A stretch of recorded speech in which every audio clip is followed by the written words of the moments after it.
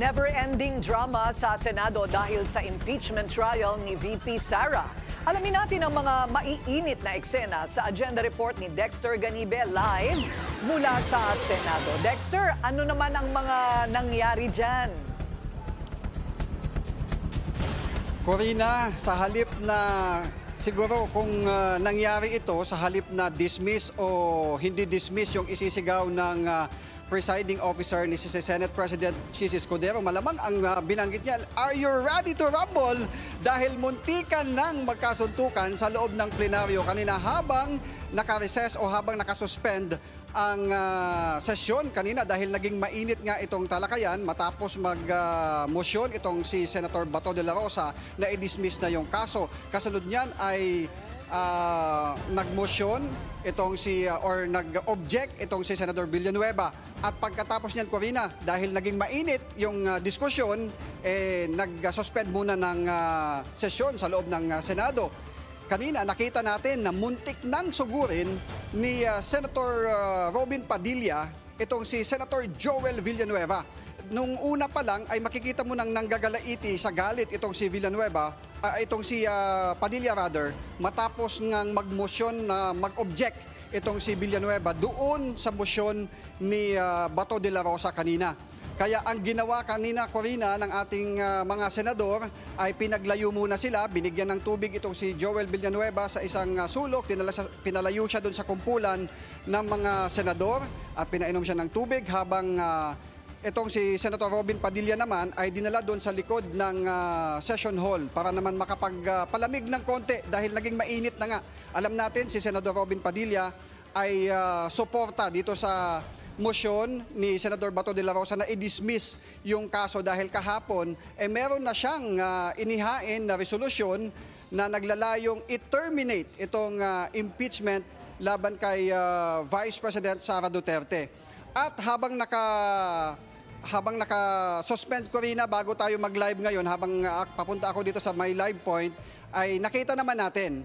In fairness naman kay Senator Robin Padilla, lumabas siya doon sa holding room, nilapitan si Senator Joel Villanueva at silang dalawa ay nag-akapan. Ibig sabihin, naibsan na yung tension, yung init na nabuo kanina habang ang ibang mga senador ay nagsasagutan at nagdedebate kung tama ba yung naging venue ng pag-dismiss o paghain ng motion para i-dismiss itong impeachment court laban kay VP Sara. Corina?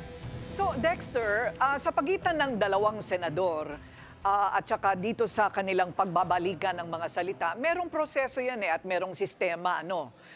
Pwera na lamang kung nagkapersonalan. Nagkapersonalan ba ng mga lumabas sa bibig ng magkabila kaya sila nagkainitan?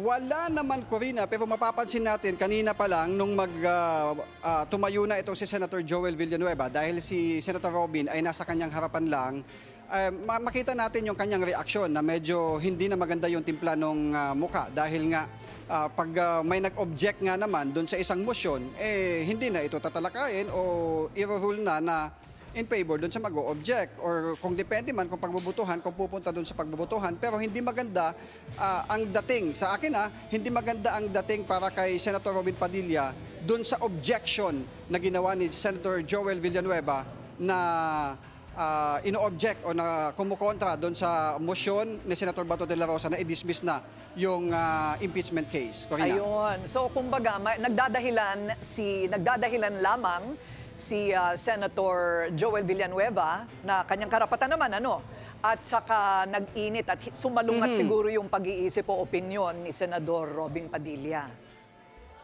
Oo, dahil alam naman natin, Corina, si Senator Robin kahapon ay naghain nga ng kanyang resolusyon na ipa-dismiss na rin ito. At dahil may kasamahan siya na sumusuporta doon sa kanyang inihaing resolusyon at mismong sa plenaryo na ay nagbanggit na nagmosyon na ito ay i-dismiss na. At saka mantakin mo, may isang senador na tatayo at kukontra at mag-o-object doon sa motion. Siguro dahil naging mainit na yung naging debate kanina, Yun ang initial spur. Hindi pa natin nakakausap si Senator Robin Padilla, pero itatry natin, Corina, na makuha yung kanyang panig mamaya-maya kung bakit ito yung kanyang naging reaksyon.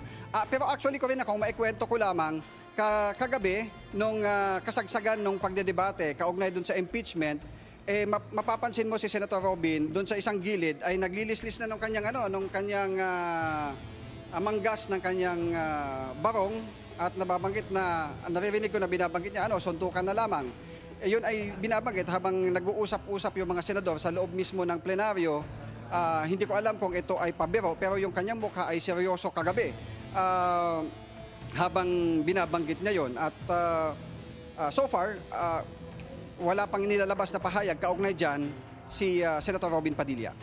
Oo, sana makausap natin si Senador Padilla para makuha din naman yung kanyang panig kung ano ba yung nagpainit ng kanyang ulo. Pero nakita ko itong ibang mga senador na nakaupo parang nanonood ng sine. Kulang na lang ay popcorn. Ayan, sa mga eksena dyan sa loob ng Senado. Oo. So, exciting itong Senado na ito. Naisip ko nga,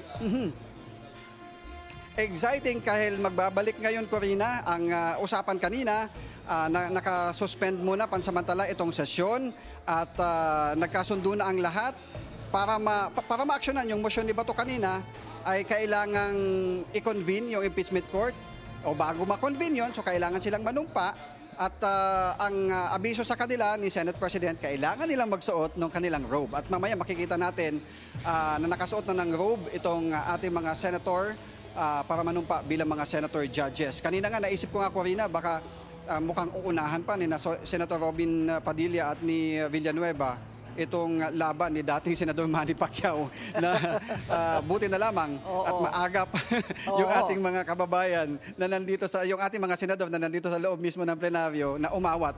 Actually, ito si Senator Peter Cayetano, siya yung nagsisilbing pasipaya. Kanina nagpapatawa na at medyo naging nag-lighten up yung medyo naging